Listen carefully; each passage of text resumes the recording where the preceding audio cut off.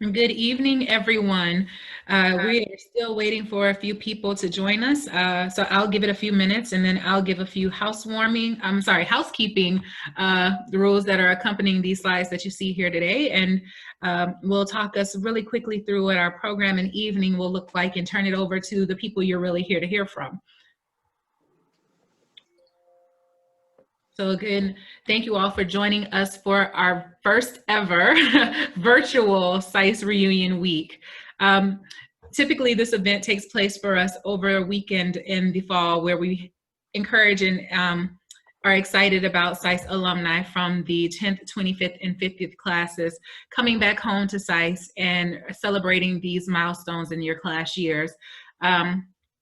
Again, very non-traditional means for us this year, but we hope that you all will find these virtual components just as engaging and important as they would be if they were taking place in person.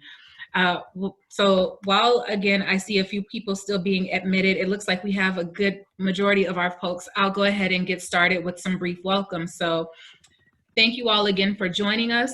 My name is Christina Alexander, and I am the Director of Constituent Engagement from the Office of Development and Alumni Relations at SICE.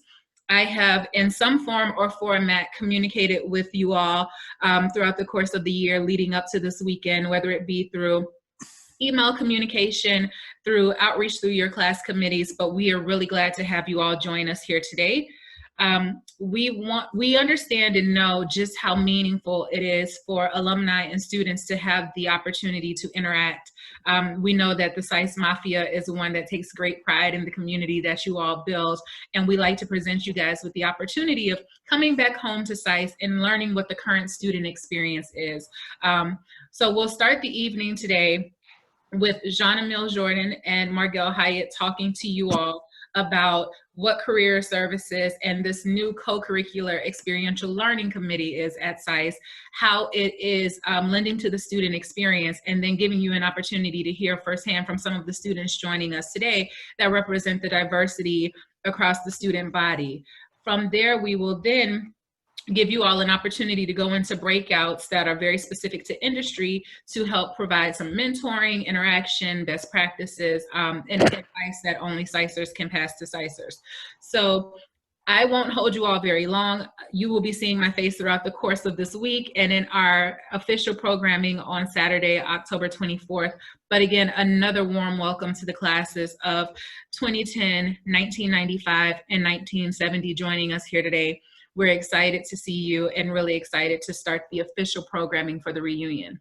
So with that, I will turn it over to Jean-Emile. Thank you, Christina. Good morning, good afternoon, or good evening. Where I'm very happy to be here with you, with my colleague Margelle Hyatt. Thank you to Dar, Christina, and Dean Roth to have us tonight to share with you what I think is one of the top competitive advantages of SICE, and I think it was the case when you were at SICE, and I think it's even more the case now.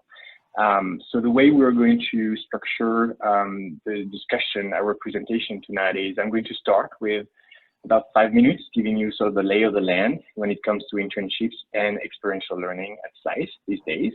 Then I'm going to give the floor to Margelle Hyatt, who is the director of the newly created co-curricular and experiential learning department, which is new at SICE, and what it means. And then we'll have the amazing privilege to hear from 9 current students, SICE or the SMC, and they are going to tell us about most likely their internships, their recent summer internships, or other types of experiential learning that have contributed to their professional development so far.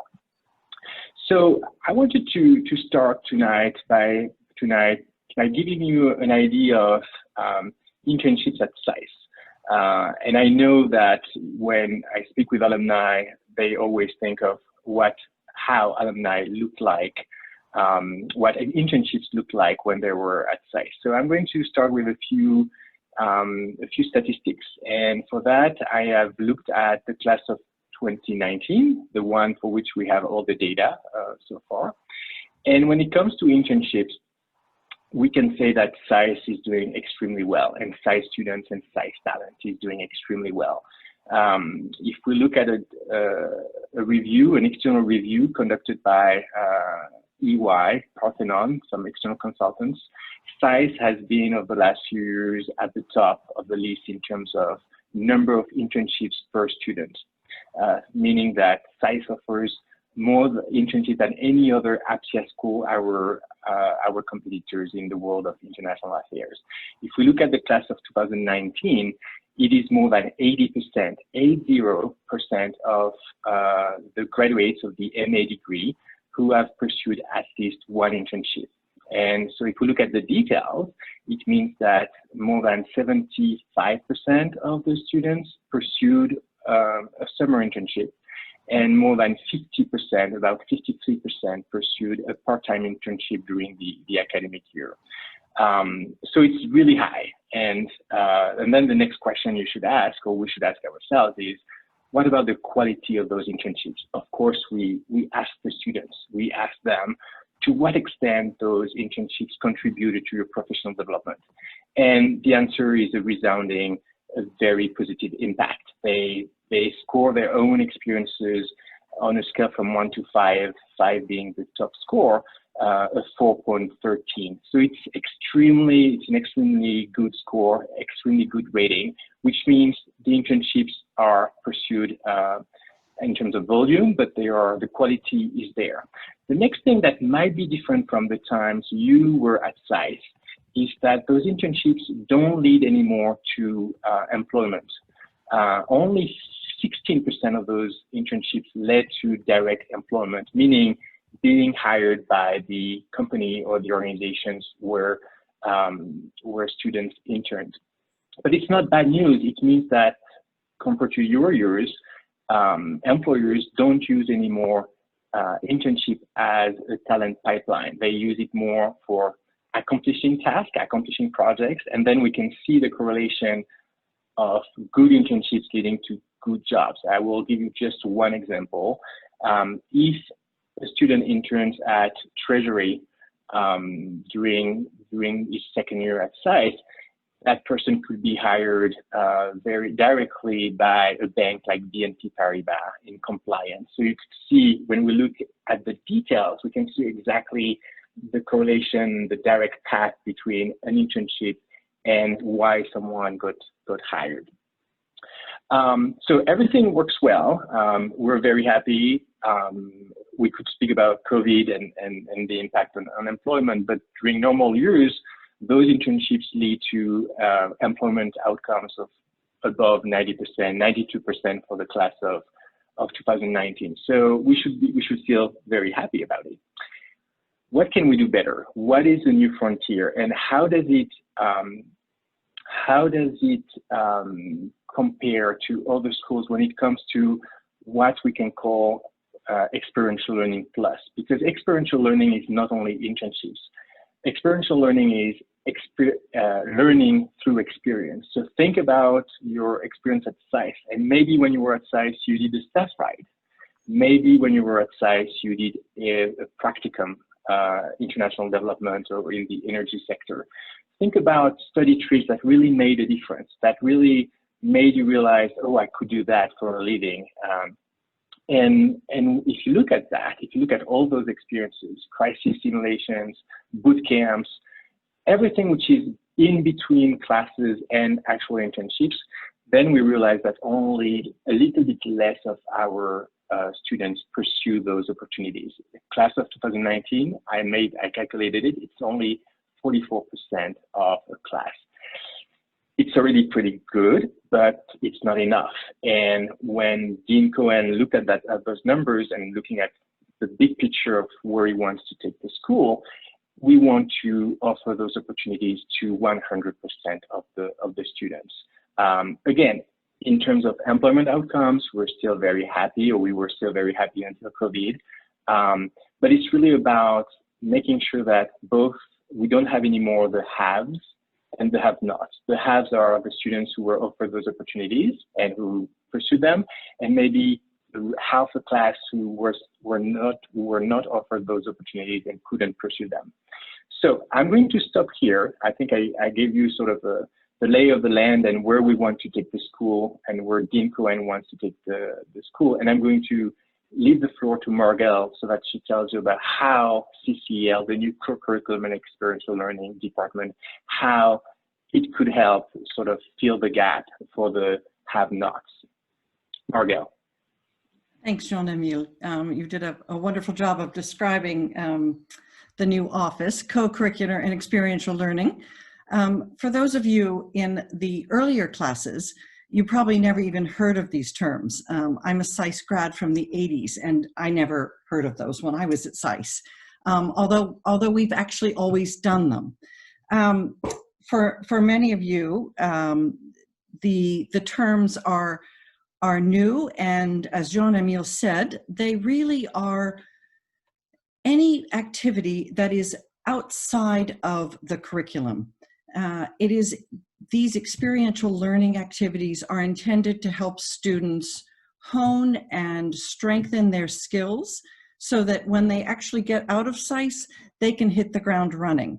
So these are the activities that have traditionally fallen into co-curricular and experiential learning opportunities are, as Jean-Emile said, internships, certainly. In more recent years, we've started to do something called Practicum courses, where teams of students work for an organization as a consultant, and they do projects that last a full year long, getting great work experience from taking a project from A to Z. It also includes study trips. Many professors now are putting study trips into their courses.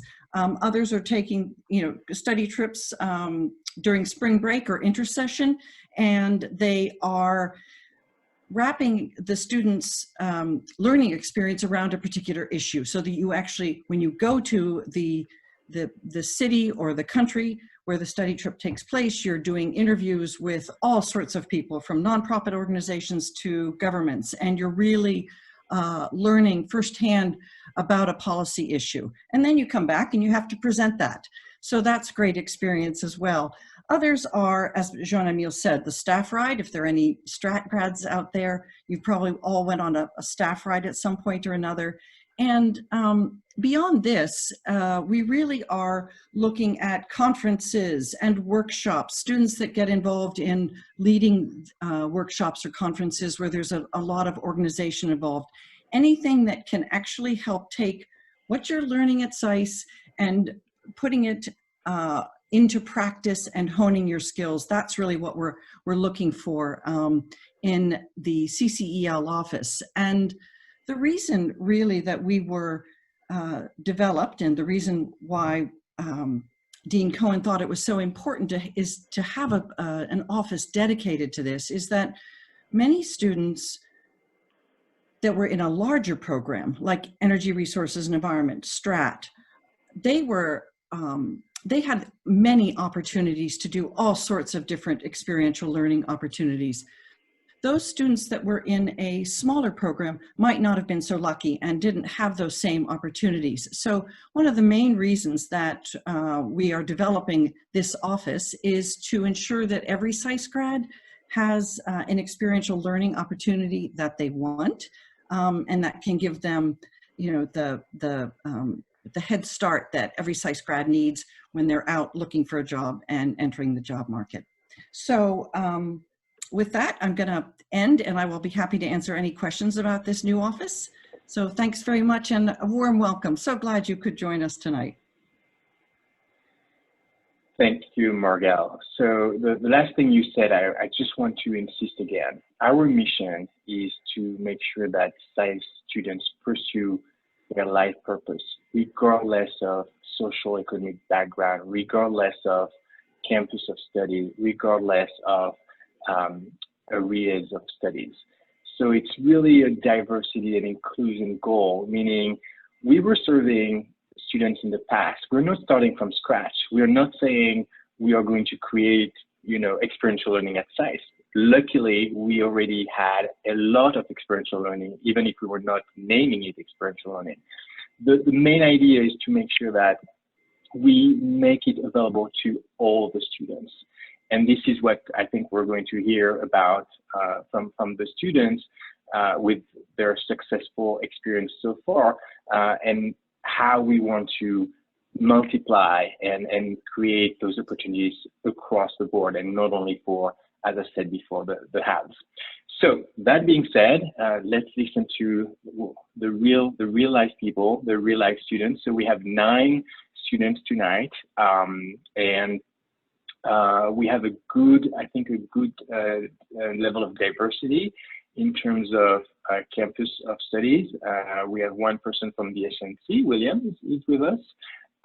We have one person who studied on the South Europe campus, and we have one BMA, and then we have the rest of the students are students who have studied in Washington, D.C. So I'm going to give the floor to Melissa Cuevas, who is our first student tonight, and then we'll listen to the rest of the group. Melissa. Hello, everyone. My name is Melissa Cuevas. I'm a second-year MA candidate concentrating in Latin American Studies and International Economics.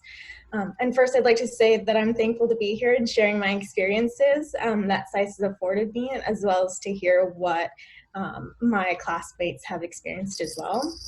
I'd like to share my summer 2020 internship. And that would not have been possible without the Global Careers Center at SAIS. In early March, I had an internship in Chile that was all lined up, but as many cities in the US and really across the world began and went into lockdown, that internship wasn't possible because they couldn't accommodate virtual internships at the time. But luckily, I was able to with the help of Career Services, reach out to the Center for China-Mexico Studies based in Mexico City, and they were able to facilitate a remote internship for me. And so while I wasn't able to travel to Latin America, and despite the constraints of having a virtual internship, this experience far exceeded my expectations. At the Center for China-Mexico Studies, I was able to customize my internship to focus on a China-Latin American topic of my choosing, while also enhancing my data analysis skills. As I have a very specific interest of China-Latin American economic relations, I chose to do an independent research project that focused on China's trade, foreign direct investment, and infrastructure projects in Latin American and Caribbean countries that do not have diplomatic relations with China. And I also supplemented this with a specific case study investigation of Huawei Technologies' operational expansion into nine of these Latin American countries that don't have ties with, or diplomatic ties with China. And because this organization was so very much dedicated to understanding China-Latin American relations, I got an invaluable guidance from experts that have really been pursuing investigations in this field for decades, really. And also since I got to choose and customize my research topic, I felt very inspired to continuously work on it. And even though the internship did end in August, I have continued to refine my research, and through the organization, through the Center for China-Mexico Studies, by the end of the year, I plan on submitting my research to their working journal for publication. And this internship in general was very challenging as things shifted to kind of a remote setting, and we all had kind of to get used to new ways of doing things. But I really got to utilize a lot of skills that I used in my first year at SAIS, especially the development of my language skills. I got to use both Chinese and Spanish language skills for research that went into my paper. And I also feel like I got another layer of understanding and analysis that can contribute to my SAIS coursework this year. And going beyond kind of what I can contribute to my coursework this year, I also feel like I gained a new network of individuals who kind of share my interest in China-Latin American studies. And I've also been able to kind of extend that network further to SAIS as I've connected with more students with a shared interest. And I would also say that I refined my skills in writing, research, and data analysis that I plan to carry over as I join the workforce next year. And all of which wouldn't really have been possible without the kind of network and resources of SAIS. So I am very grateful for my experience. So, yeah. Thank you, Melissa. The next one is Reed. Go ahead, Reed. Good evening, everyone. Happy to be talking with you today, albeit virtually, such is the way of the world. I'm a second-year SAIS IDEV concentrator and came here straight out of Peace Corps, where I've been doing community health stuff in rural Cameroon, but I wanted to understand the sector a bit better and its economic underpinnings. Since getting here, I've become very interested in the question of getting stronger capital flows to underinvested areas, emerging markets and frontier markets. And impact investing, development finance, it's a really big hot topic issue, but I wanted to understand better what are the companies on the ground that are actually creating really cool business ideas that are profitable, but also have a huge developmental impact. This led me to a company that was founded by a SAIS grad this summer. I was supposed to be, like Melissa, I was supposed to be somewhere else. I was supposed to be in Casablanca. Instead, I did it from the comfort of my second floor parents' bedroom. But it was amazing in a lot of ways. Every year, about 30 to 40% of the post-harvest crop in much of West and North Africa, the perishable crop, is lost because there's no refrigeration to actually get it out of the country and ship it away. And this results in a loss of income for millions of smallholder farmers in developing countries.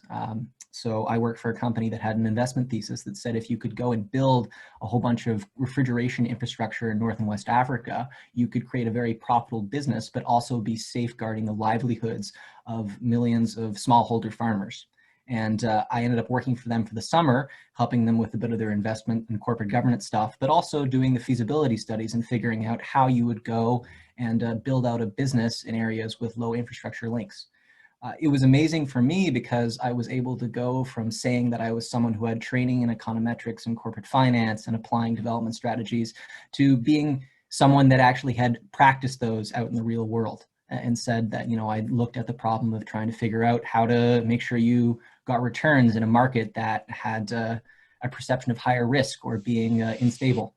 So this was very, very cool for me and allowed me to essentially practice the development finance or get some real teeth and a real experience in the development finance world that I wouldn't have been able to get otherwise. And it was through a SAIS connection and through the support of the SAIS internship program that I was able to get this opportunity. And I've been one of the lucky ones that's been able to keep working for them this semester and perhaps after graduation. And even now in this semester, I find what I'm learning in the morning is something that I often apply in my job in the afternoon. So to wrap up, thank you for your support of these programs. Thank you for taking the time with students that do reach out and serving as a bit of a model for us about how we should act when we're alumni and engage with students in the future. Thank you. Thanks, Reed. Josh, you're the next.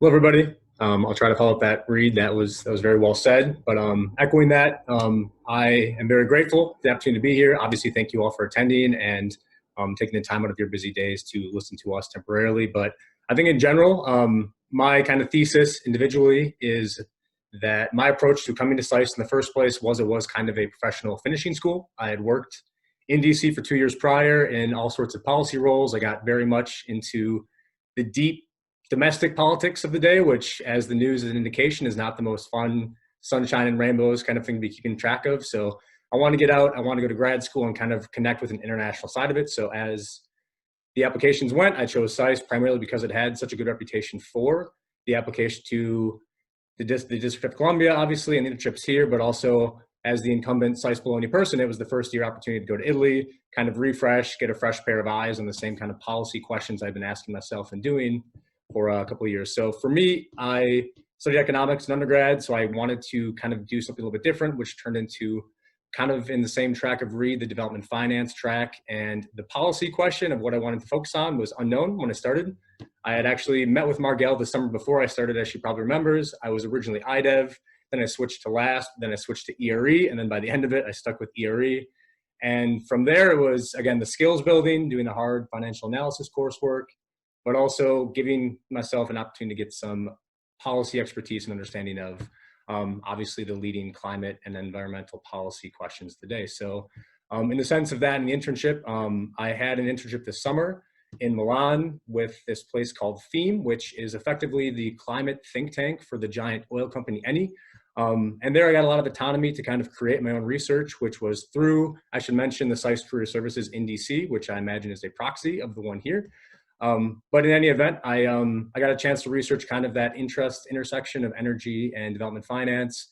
They gave me an opportunity to take on North Africa, which is obviously a massive underpinning, to just basically produce like a 75-page research report on their energy transition and the financial constraints to obviously attracting private financing and getting a chance that a lot of these countries with, you know, a history of overdependence on oil economies or having a lot of current account issues and misbalances in their economy, they don't have the public financial kind of acumen or necessarily capabilities to finance their own energy transition to renewables. So a lot of it is asking the question of how can they attract, you know, all this capital from around the world. So that actually got me over the summer while, again, I was in Milan, a world away from what was happening here.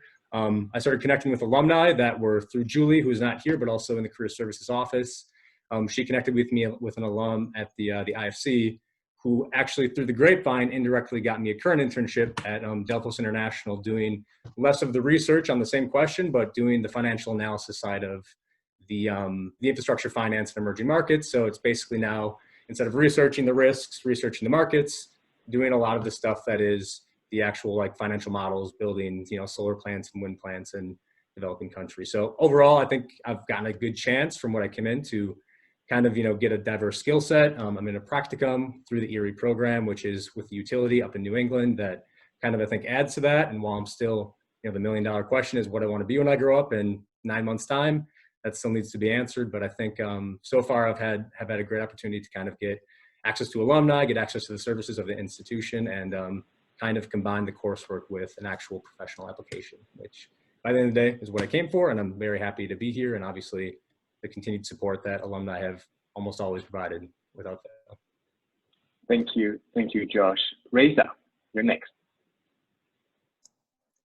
Hi, everybody. Thank you so much for the invitation. It is a pleasure to join today. My experience in the program so far has been fantastic, but today I would like to share also about my summer internship. This last summer, I had the chance to intern with the UN High Commission for Refugees. Thanks to Global Careers, to Anne McKinsey, she actually connected me with this organization, and I did it through the last program. So initially my internship was supposed to be in Colombia, but due to travel restrictions, that was no longer possible. So but still I was able to join the team remotely. I have always had this interest in health issues. I had been exposed to the field in the past. For example, I used to work for the government in my home country in Peru. I conducted some evaluations of health programs. I was also doing prevention of corruption related to health services. But I always felt like my experience was mostly as an outsider. So I wanted to have this experience in the field directly. I am also quite interested in working for multilateral organizations. That's actually why I chose to come to SICE. I mean, being in Washington, D.C., the Alumni Network. So all these interests actually were a perfect match with this internship with UNHCR this summer.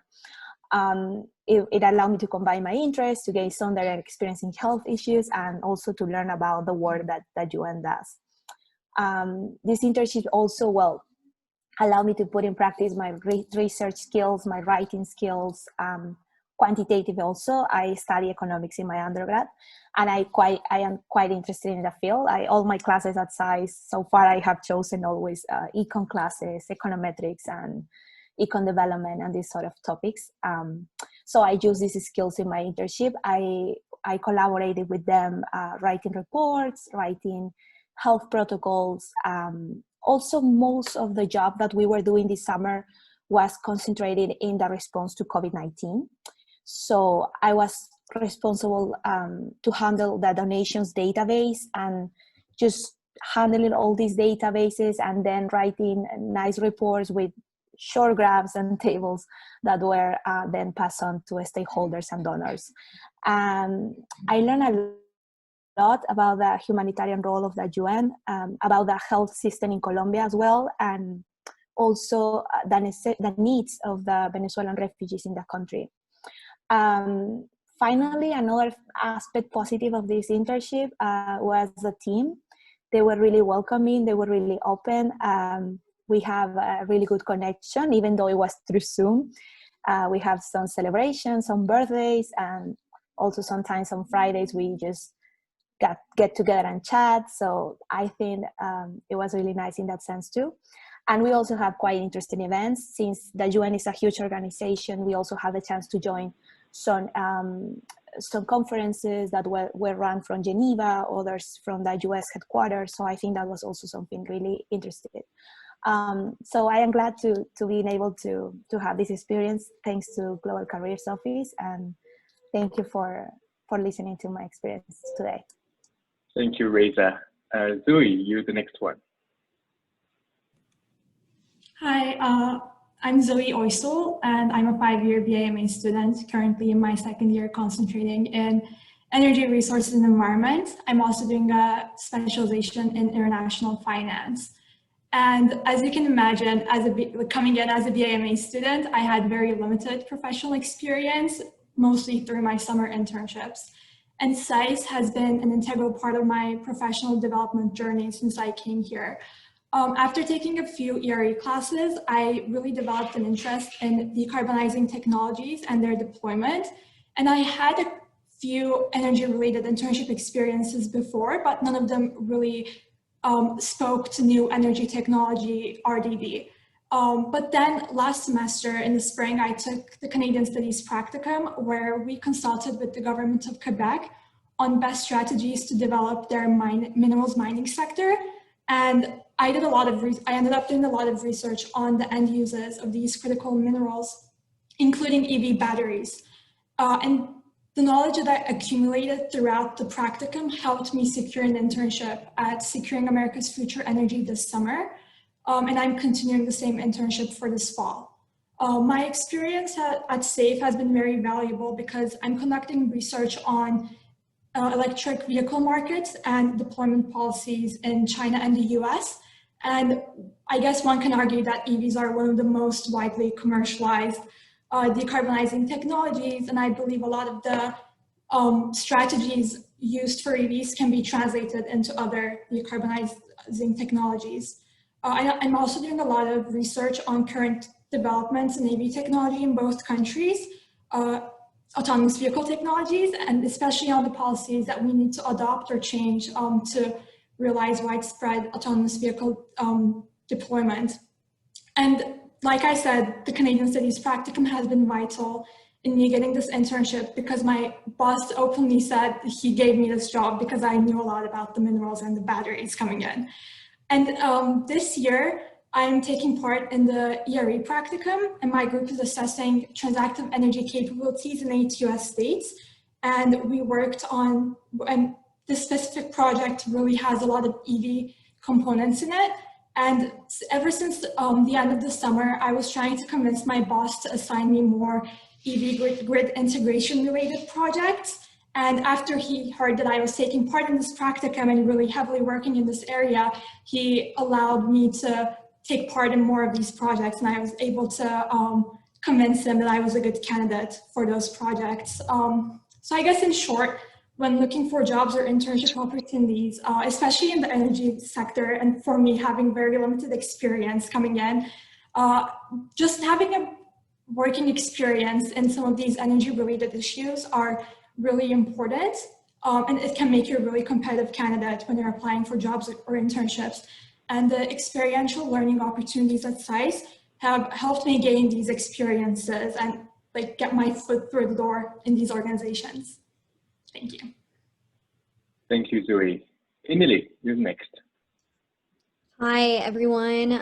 Thank you so much for having me here today. Unlike a lot of students at SAIS and a lot of students that have just spoken before me, I'm not going to be speaking about my internship or even about how the COVID-19 pandemic has changed my plans. When I started at SAIS, I didn't really feel that internships would be the best use of experiential learning for myself, since I'd come straight from undergrad and I had done 7 internships while I was in undergrad. And almost all of those internships were directly related to my concentration, to Middle East studies, and to the field that I really wanted to work in. So I decided to leverage the SAIS name and leverage my experience at SAIS to find some sort of a job that would work with the very difficult SAIS schedule, especially taking 6 hours of Arabic every week.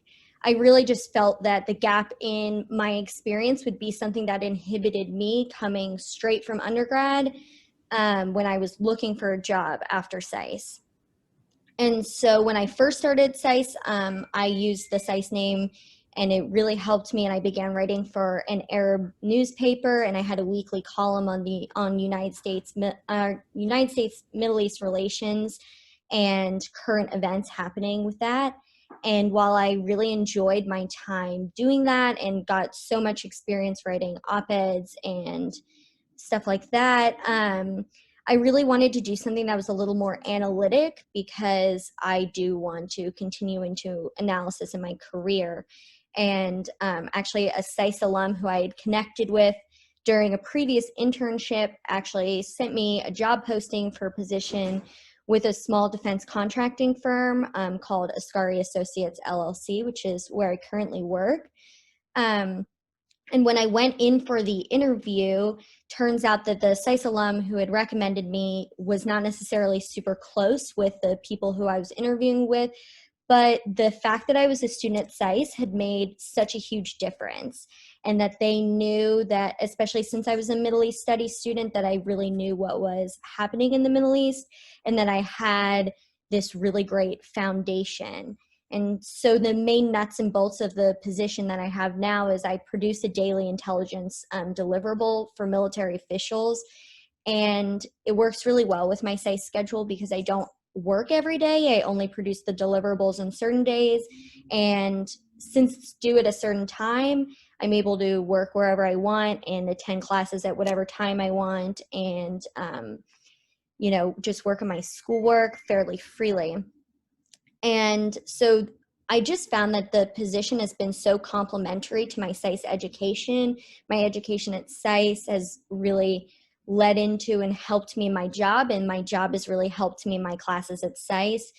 The foundations and theories that I learned in my classes at SAIS have given me this really great background into everything. And then on the other hand, while my job is focused on keeping up with current events and analyzing them, I have this deeper knowledge about topics that are covered broadly in my courses that I feel like I can add better into the conversation and contribute more deeply. And so one example of this being, I took a class on New Turkey last semester, and I was really interested in it, and I was able to use my working knowledge from my job on Turkish military technology developments and current developments in Syria and Libya to apply what I was learning to the most current events out there and really give my class a level of depth that I didn't feel like I would have otherwise. For me, I just really feel like this has been such a great opportunity, and that I definitely would not have had it not been for SAIS. Thank you, Emily. Thank you very much. The next speaker is William. William. Good morning, everybody. My name is William. I'm from Dallas, Texas, in the United States, but I'm currently in Shanghai, doing my second year at the agency, doing a master's degree in international studies, focusing on international econ. And before SAIS, I worked in financial services and data analytics, but I wanted to change my path, and I heard about SAIS and that they had a program in China, and I found the perfect opportunity. And then over the summer, I was lucky enough to work at one of our alumni companies, Interlink, in their Shanghai office. And because earlier this year, I participated in a thing called Asia Trek, where they took a bunch of SAIS students through Shanghai and Hong Kong. We met with a bunch of companies, thanks to Alumni. And just from networking and meeting people, over the summer, one of the directors reached out and gave me an opportunity for this summer to do the internship. And they mainly focus in technology sector of various industries. It's a consulting company in business development. And I was on a team with a leader actually that's a SAIS alumni. And the first day I started, I was in the office all summer, but the first day they had me hit the ground running, and I was on short projects with people in the Japan office or in other offices, and I was simultaneously learning about these new industries I have not much information in, and also just doing projects while learning about it. And for the most of the summer, I was doing a lot of research, and with one company that's a Korean company that has a perception algorithm software in autonomous vehicles. And our big project was helping them gain presence in mainland China during this COVID-19 because they couldn't enter China due to border restrictions. And beyond that, I had responsibilities with researching our competitors, industries, KOLs in certain industries, and every other relevant aspect that was helpful. And although we had a few limitations with traveling and events, I was lucky enough to go to some conventions to network and learn about companies, as well as go to certain companies' offices in Shanghai to discuss their projects and partnership opportunities. And my leader was not shy about pushing me to grow and experience new things, whether it was cold calling KOLs and speaking Mandarin with them, or setting up meetings with people higher up just to learn about their projects when they don't really know who I am. So I was using all kinds of skills, and the 3 months really flew by, and I was challenged every day, but learning every day at the same time, and utilizing my school and work experiences to complete the task. And one of the biggest parts of the internship that I was told about at the beginning was we had to do a 40+ page industry report at the end of my internship for our client to help them see where they are and where we could go with them. And that required weeks of research and writing, which that was to me the most comfortable part because I'm so used to that at SAIS. And all in all, it was a great chance to learn about a new career path in a city that I love. And it was only possible because of networking with SAIS and having this opportunity. And I was very grateful, and I'm very grateful to share this all with y'all. Thank you. Thank you, William. Thank you for waking up for us. It's 7 a.m. in Shanghai. Victoria. Hi, everybody. Thank you so much for giving me the opportunity to be able to speak to you all today virtually. So my name is Victoria Varnega, and I'm a current second-year Korea Studies concentrator with a hopeful minor in American Foreign Policy by next semester. For me, SAIS has been invaluable in my professional development. As someone who was born and raised in California, I really didn't have any connections to DC or the federal government, except for my Fulbright Fellowship in South Korea as a researcher, which gave me non-competitive eligibility. So I knew, though, that I wanted to work on issues related to the intersection and economic and security issues in East Asia, and I wanted to work in the public sector. So thanks to aggressively dropping by Global Career Services during my first semester and talking to very kind and helpful SAIS alums such as yourselves, I was able to get key advice about resume writing and career and internship opportunities that helped me secure my internships during my second semester, during my first year at SAIS, and over the summer. So during my spring semester at SAIS, I worked as an intern at the State Department for the Office of Sanctions Policy and Implementation. And I learned a great deal about a variety of global portfolios that employ sanctions to further U.S. foreign policy. Following that incredible experience, I went on to intern as a Rosenthal Fellow for the International Labor Bureau at the Department of Labor, where I did data analytics regarding the congressionally mandated Trade and Development Act report, which focused on the worst forms of forced and child labor in over 130 countries. So thanks to these two internships, which gave me a unique perspective on U.S. foreign policy from two very different departments, I have been able to network with federal government employees and gain invaluable advice regarding the federal hiring process and fellowship opportunities for entry into federal work. So my internships have provided me with qualitative and quantitative analytical skills and professional soft skills that will help in my current job hunt for federal jobs. SAIS has been a cornerstone to enhancing not only my academic perspective on global issues, as many of my classmates have talked about, but also my professional development. So as I look forward to my last semester at SAIS and think about potentially applying for an internship on the Hill to get exposure to foreign policy in that branch of the federal government, I know that SAIS's supportive student body, faculty, and career service network will continue to support me as I transition from student to full-time employee when I graduate. Thank you. Thank you, Victoria. And last but not least, Jenna. Hi, everyone. Thanks so much. I'll echo the thanks everyone else said about thanks for letting me be here and talk about my SAIS experiences. My name is Jenna Wichterman. I'm a second year concentrating in conflict management at SAIS. And I'm studying conflict management because I'm passionate about conflict prevention, and I hope to do so through public service. And that interest in public service was really sparked in, I graduated from UVA in 2019.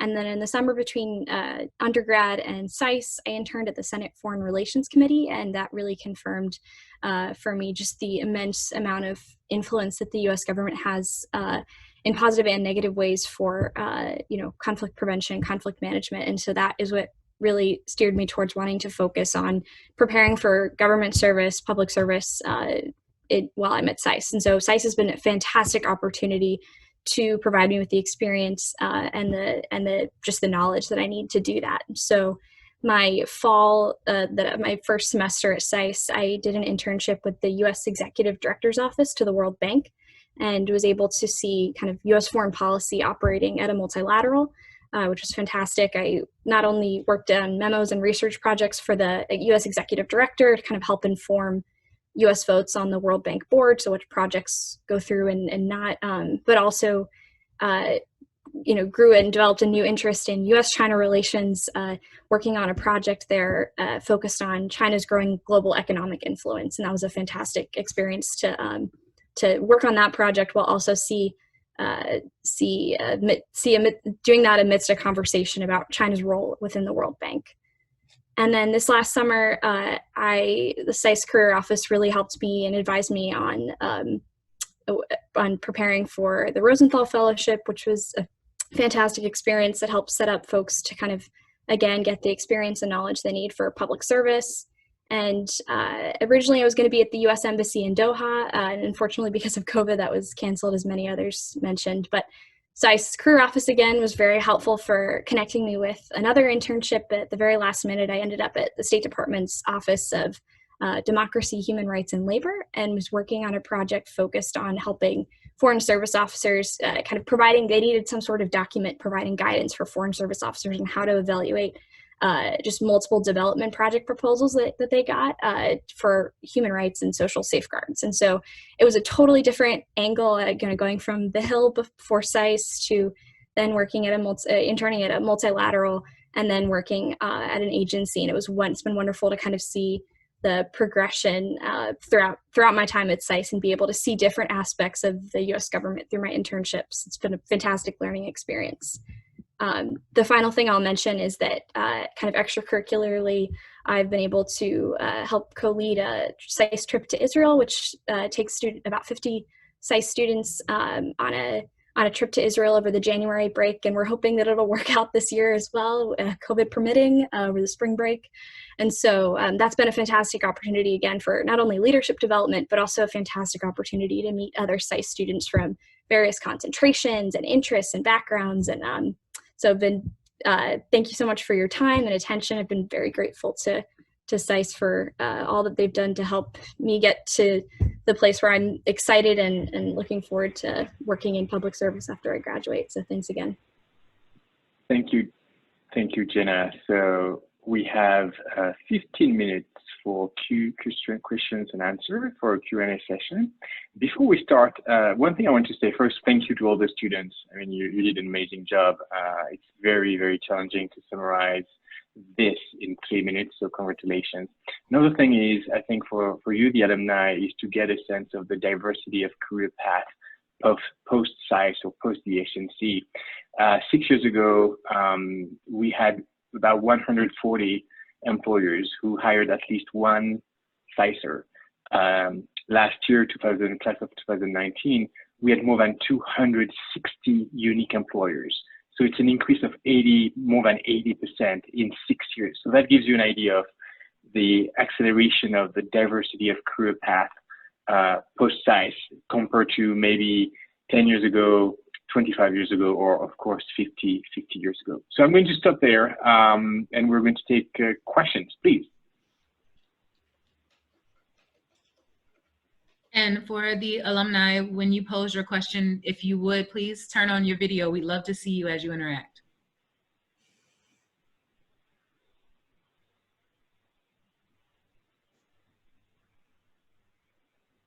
Hi, everyone. I guess I'll go first. This is Kevin Carr. I am the class of 2010. I was a last concentrator while at SICE, and I also did the dual degree program with Wharton. It's great. I was actually really happy to see that a lot of the students are continuing to work during the semester. I did an informal count, which is probably an undercount, and I had at least 5 of you that are either had done work during the semester or are currently doing work through the semester, and I think that's great.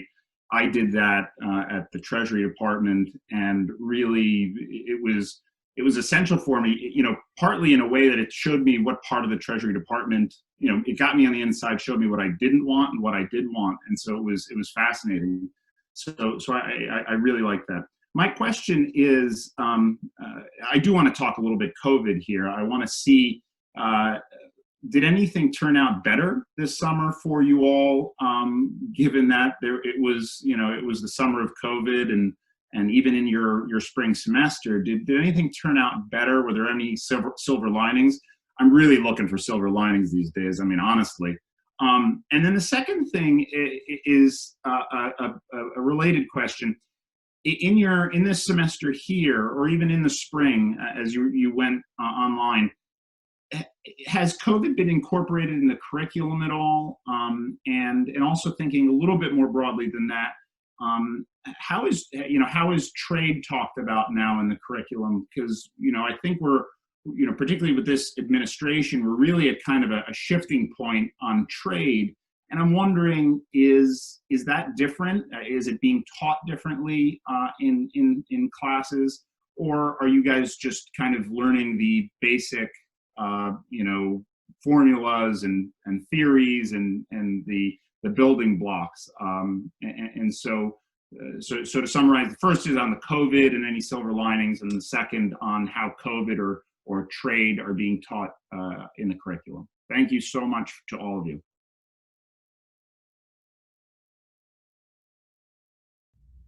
Yeah, so I can jump in and answer from my perspective. So I guess one silver lining for myself was actually the internship that I got to do was something that was directly related to what I've been researching for, or like dedicating myself to researching for the past few years, whereas the internship I would have had I gone to Chile would have been a little bit more broad on international economics, but I really got to focus on China-Latin American relations, and I think that to me was something I'm so passionate about that I really enjoyed it. And as for how COVID has been integrated into the curriculum, I was taking macroeconomics when COVID hit, and our professor, Jaime Marquez, actually incorporated as the final to directly apply how all the different economic models are kind of being impacted, or how COVID relates to these models. So it was a very much on the fly, like how will employment be impacted, and how will the income, and like all these different models, we had to directly apply them, and it was completely different format had we not had COVID not happened. So I think that was like a really on the fly quick adjustment to really understand what's happening right now, which I really appreciated. I can follow up. So in my case also that the opportunity to do the internship, even though we had a pandemic going on, and also my internship was basically focused on the response to COVID-19 for Venezuelan migrants. So most of the job that I did there was related to that.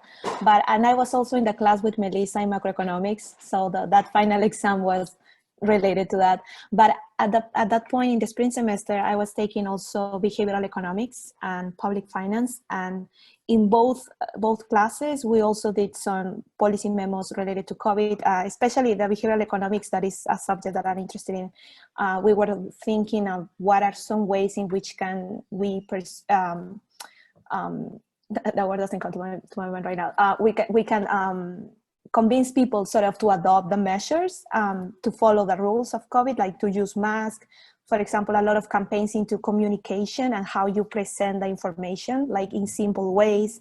And also in this might sound weird, but in a negative way, like instead of telling people, for example, by wearing a mask, you are saving, I don't know, 1,000 lives or something, you can tell people, if you don't wear a mask, actually you will be infecting this amount of people. And this is in a way convince people to actually wear masks, or at least this is what theory tells us. And also I was taking an interest in public health. So I was taking a public health class actually last spring, and like the whole part of the curriculum was focused on COVID-19, like the causes and how we can face the pandemic, what are all this tentative research that we're doing about the vaccine as well. So it was really integrated with the curriculum. I had a silver lining just because I've been in China the whole time. The silver lining for me was being able to see firsthand at the very beginning the effect of what was going on, and historically seeing the city of Shanghai, which is 20+ million, become a ghost town for several weeks. And to me, that was it's bad what's happened, but I got to see something very historic. And because of that, and then we had to have class on semester online, and nothing was planned. Every month, every week, we were not sure. So it really helped a lot of us, if we haven't experienced, being flexible and adjusting.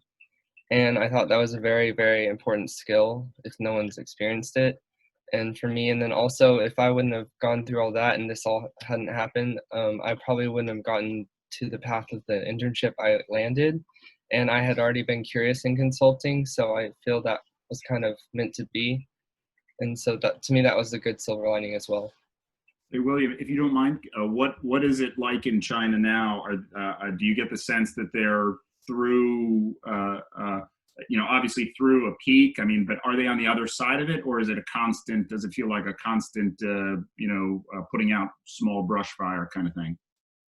In Shanghai, I mean, they're very strict. We wear our masks in public transit in certain stores, certain malls.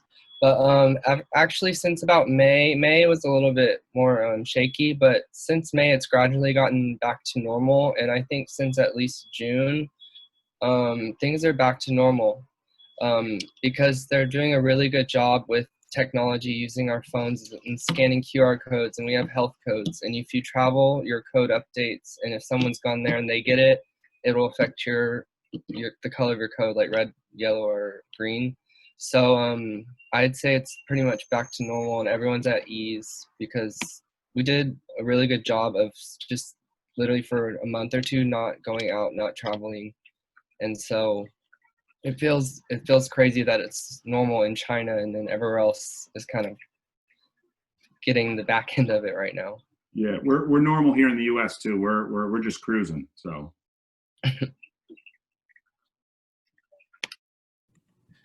Hey guys, I got a different question for you.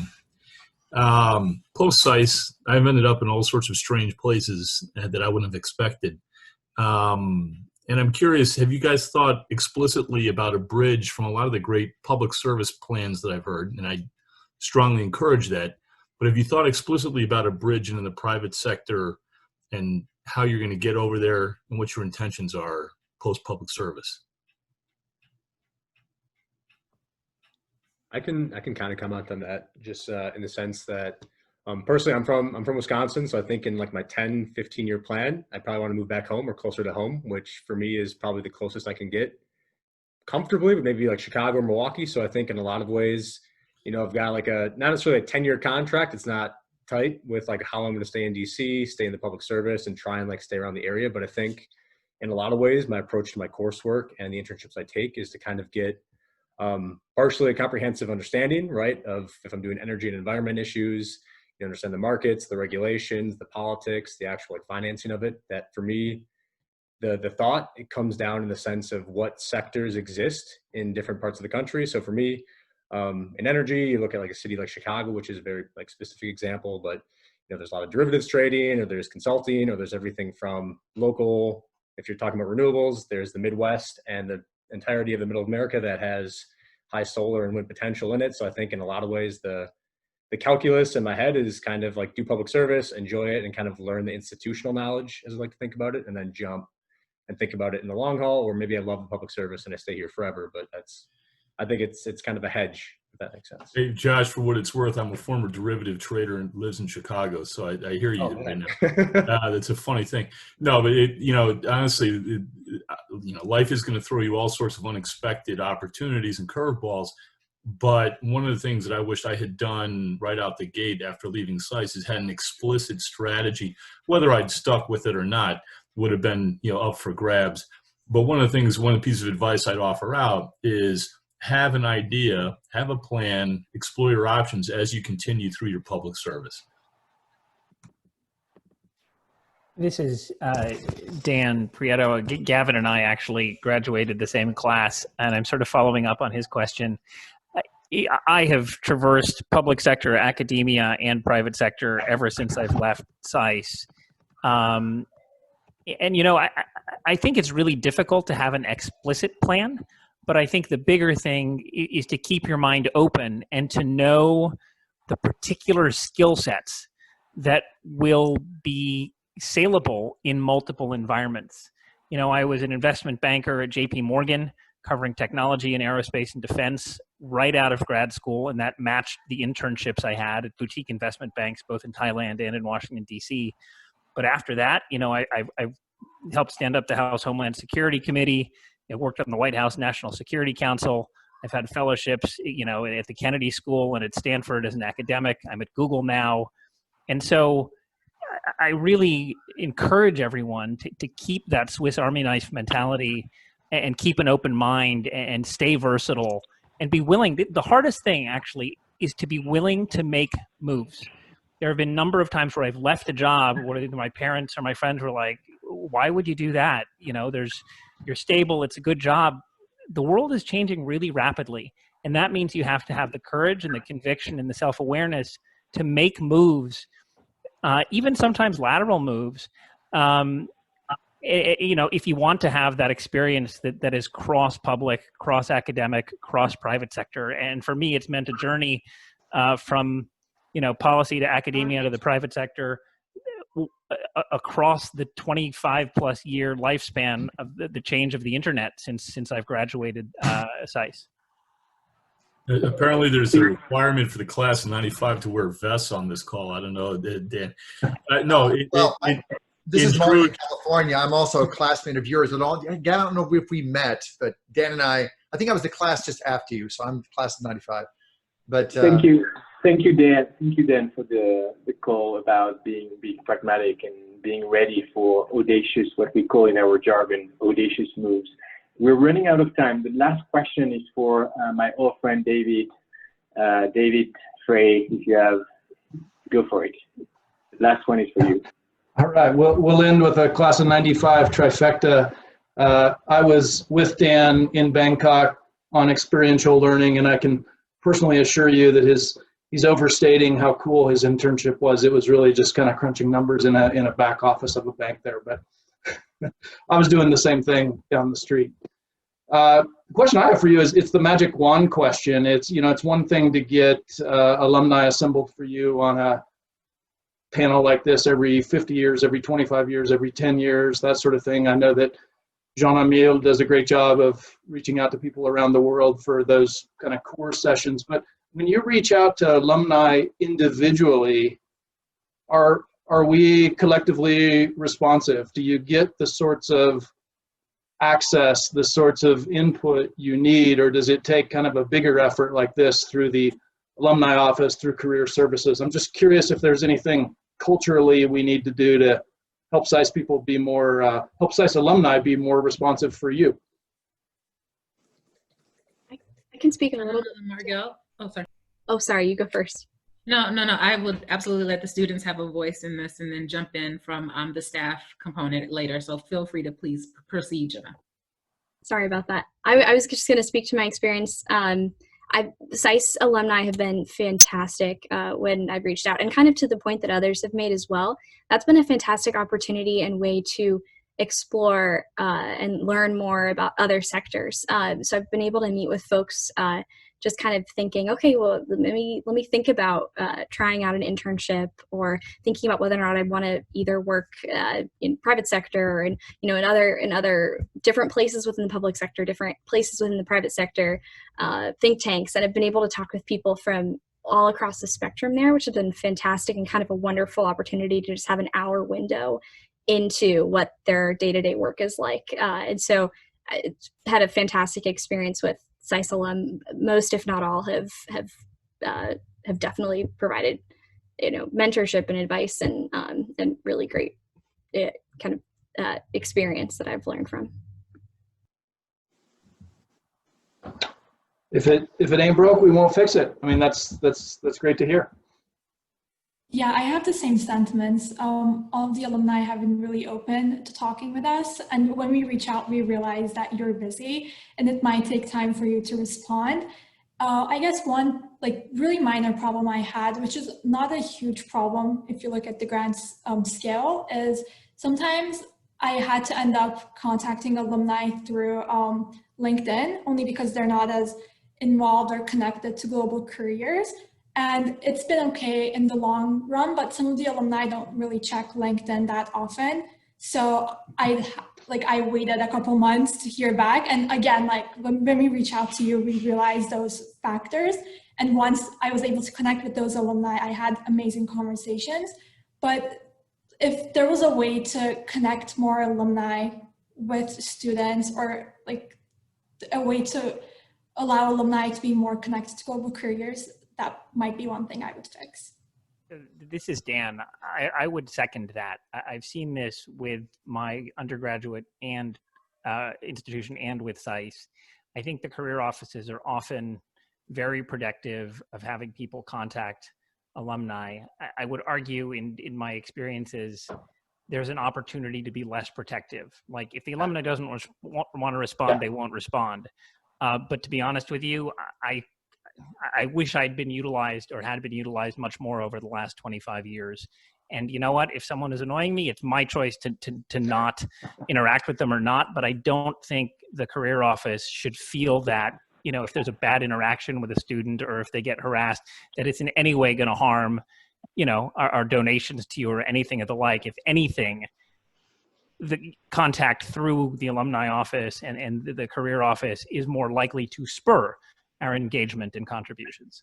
As someone, by the way, just to second what Dan had said, as someone who has spent a career working in a non-traditional SAIS field, so as opposed to working in public institutions, I worked at Google, Microsoft, and Amazon. And for as students contact me, what I've noted is this: it's a space that they're not familiar with, and understanding the requirements of this industry is something that's hard to get if you don't talk to an alumni. And I think that knowledge base is hard to come by if you're in DC, where there isn't a strong tech sector. If you have an interest in that direction, reaching out to alumni and engaging with them, I think would be invaluable. So one thing about Daniel, I like what you said. It has been a real cultural change. When I joined SAIS 8 years ago, my team was basically telling me what you just said. No, we need to be very protective, and we need to be the gatekeepers. And my main message has been, it's our job. It's why people paid a lot of money. It's our job to connect everyday students to as many alumni as we can. And of course, we need to educate about how to do it the right way to maximize the chances. We can always do better, and that's something we're doing, I think, now.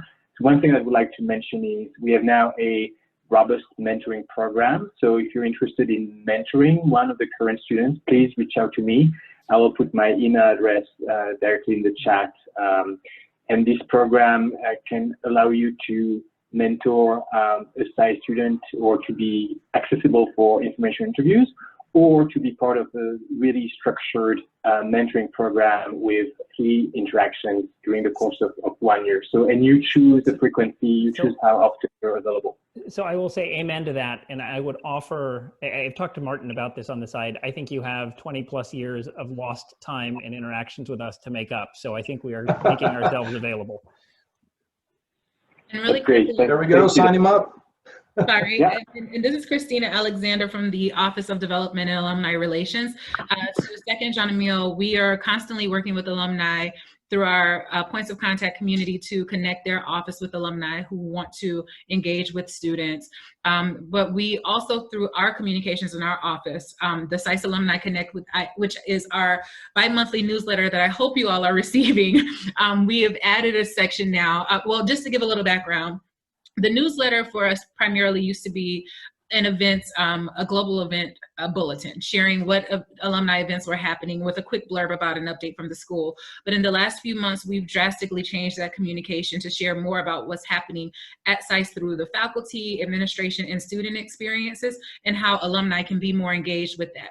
So in November's SAIS Alumni Connect newsletter, which you all will see, in the SAIS Care section, we will be providing updates on things like the One Hop platform, which is the Johns Hopkins global alumni platform, but we have a SAIS division community there that we are trying to create subgroups within and better connect alumni there. LinkedIn is still very much a tool that we use, even in our efforts for outreach, to be able to reach alumni and connect them back to us.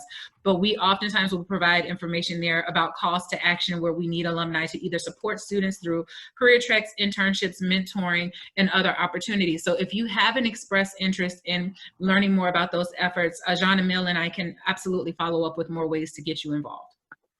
So thank you all. Thank you, Christina. We're going to once again thank our students tonight. Thank you so much for participating and sharing your stories with us. And so students, have farewell and good luck for the rest of your education at SAIS. Count on us, count on Global Careers as well as the rest of the school. Thank you, guys. Now, Christina, the networking piece of the evening. Yes, so again, if we could all just give a quick round of applause for these students and to Jean Emil and Margelle for their amazing work with creating these opportunities.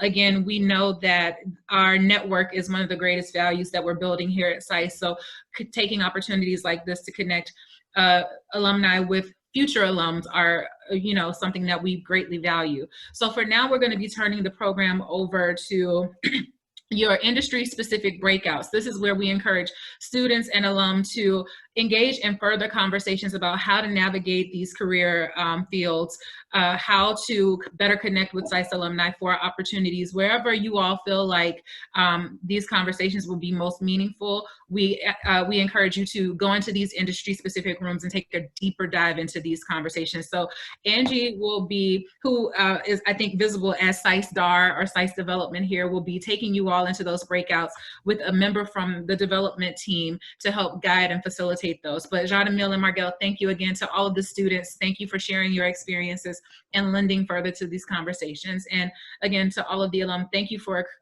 providing this invaluable insight to our students. Thank you, Christina. All right, I'm going to ask that everyone, I'm going to open up your breakout rooms. I'm going to ask that you all just click the blue button that says join breakout room and have a great conversation. So thank you all again.